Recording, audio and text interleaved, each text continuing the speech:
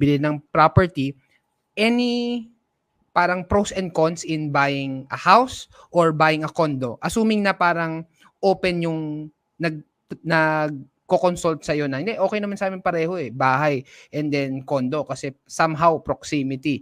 Pero like sa'yo, anong mas maganda for you? Condo or house? Meron akong bias towards condominium as a place where I will live, no?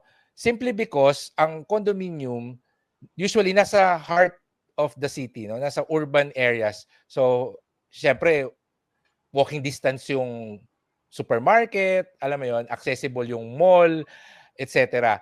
It's the accessibility for me na pwedeng maglakad or magbisikleta lang dun sa mga lugar na kailangan kong puntahan.